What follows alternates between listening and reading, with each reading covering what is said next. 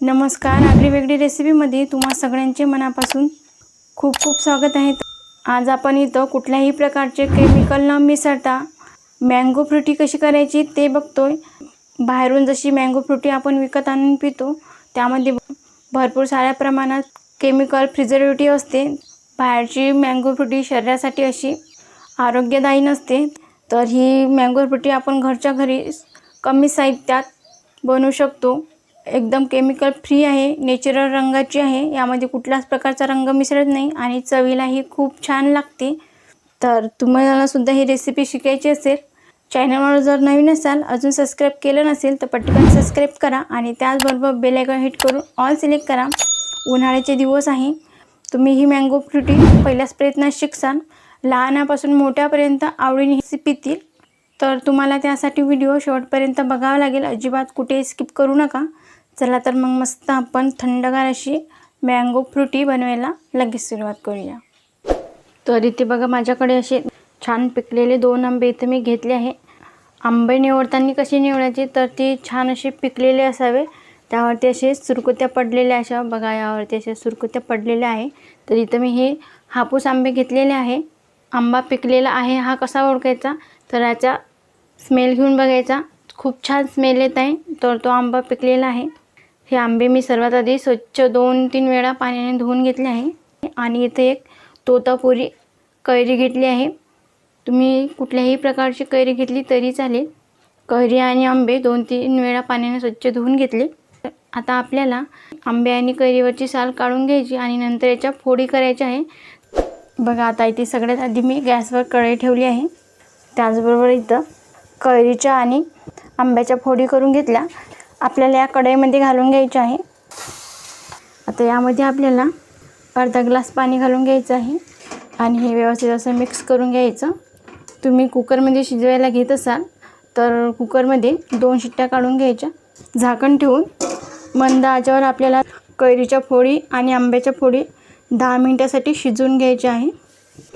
आता इथे जवळपास 10 मिनिटं झाली आहे, आपण झाकण उघडून बघूया आणि तुम्ही इथं बघू शकता कैरीच्या फोडी आणि ह्या आंब्याच्या फोडीसुद्धा व्यवस्थित अशा शिजलेल्या आहेत।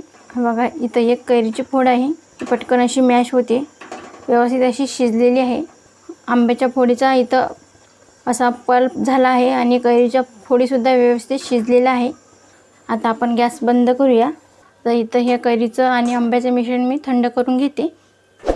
आता इथे हे आंबा आणि कैरीचं मिश्रण संपूर्ण असं थंड झालं आहे आणि याला हलकंसं मॅशसुद्धा करून घेतलं आहे। तर यामध्ये आपण अर्धी वाटी साखर घालत आहे। तर तुम्हाला ही फ्रुटी कितपत गोड हवी त्यानुसार तुम्ही साखर कमी जास्त करून घेऊ शकता, किंवा तुमचा आंबा कितपत असा गोड आहे, कैरी कितपत अशी आंबट आहे त्यानुसार तुम्ही साखर कमी जास्त करून घेऊ शकता। तर इथं मी गोड आंबा घेतला आहे आणि हलकीशीच आंबट कैरी होती म्हणून मी अर्धी वाटी साखर घेतली आहे। तुम्ही 1 वाटी साखरसुद्धा घेऊ शकता। आता ही साखर यामध्ये व्यवस्थित अशी मिसळून घ्यायची। आता आपल्याला इथं मिक्सरचं भांडं घ्यायचं आहे आणि या मिक्सरच्या भांड्यामध्ये आपल्याला या आंब्याच्या आणि कैरीच्या ज्या फोडी आहेत त्या घालून घ्यायच्या। इथं मी थोडं मिश्रण घातलं आहे, याला झाकण लावून मस्त आपण याचे पेस्ट करून घेऊया, एकदम याचा पल्प करून घ्यायचा आहे। बघा आता इथे मिक्सरला मी ही पेस्ट करून घेतली आहे, ह्याचा पल्प करून घेतला, तुम्ही बघू शकता। आता हे सगळं मिश्रण आपल्याला अशाच पद्धतीनं फिरवून घ्यायचं आहे मिक्सरला। सगळं मिश्रण मिक्सरला असं फिरवून झालं आहे, छान असं बारीक वाटून घेतलं, तुम्ही बघू शकता मस्त याची बारीक अशी पेस्ट केली आहे। आता हे आपल्याला चांगलं असं मिसळून घ्यायचं आधी, तुम्ही बघू शकता छान असा रंग आला आहे। यामध्ये आपण कुठल्याही प्रकारचं केमिकल मिसळत नाही। बाहेरचं फ्रुटी पिणं आपल्या आरोग्यासाठी चांगलं नसतं, त्यामध्ये प्रिझर्वेटिव्ह केमिकल मिसळले जातात, खायचा रंग देखील असतो। तर यामध्ये आपण कुठल्याच प्रकारचं केमिकल वगैरे मिसळत नाही, मस्त घरीच थंडगार फ्रुटी करत आहे। तर यामध्ये आपण खूप सारं असं पाणी घालूया, इथं मी अर्धा ग्लास पाणी घालून घेतलं आहे। आता याला मिसळून घेऊया। तर फ्रुटी आंबट गोड चवीची असते आणि हलकीशी पातळ असते, जास्त अशी दाटसर नसते।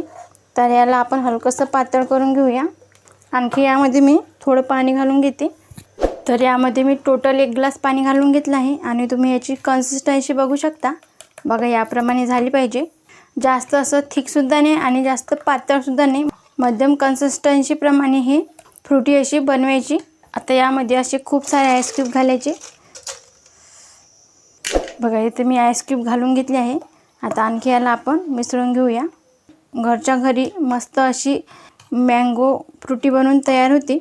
तर आपण बाहेरची जी विकत आणून फ्रुटी किंवा माझा पितो, पण त्याच्यामध्ये फक्त फ्लेवर मिसळला जातो।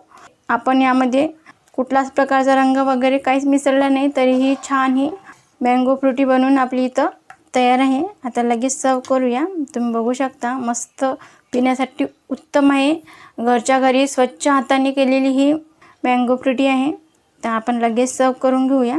तर बघा इथे मी असे ग्लास घेतले 2 काचेचेच ग्लासामध्ये फ्रुटी प्यायची मस्त एन्जॉय करून। तर इथे 2 ग्लास घेतले, यामध्ये आपण हे फ्रुटी घालून घेऊया। तुम्ही बघू शकता किती छान दिसत आहे, मस्त रंगही खूप सुरेख आला आहे याला। बघा इथे मस्त आपली थंडगार अशी मँगो फ्रुटी बनवून तयार आहे। यामध्ये आणखी थोडे आईस क्यूब घालून घेऊया। तर बघा यामध्ये आणखी मी 2 आईस क्यूब घालून घेते। इथं मस्त थंडगार मँगो फ्रुटी बनवून तयार आहे।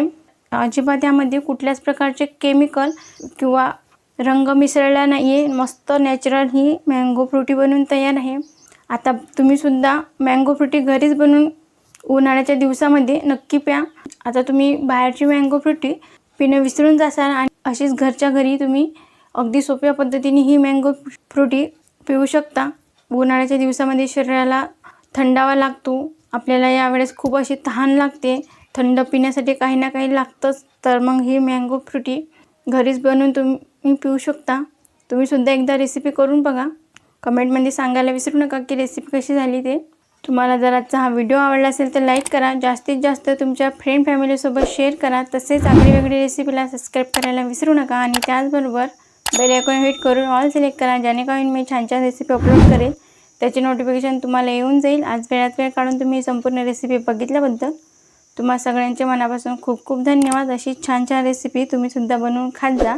भेटूया नेक्स्ट व्हिडिओमध्ये।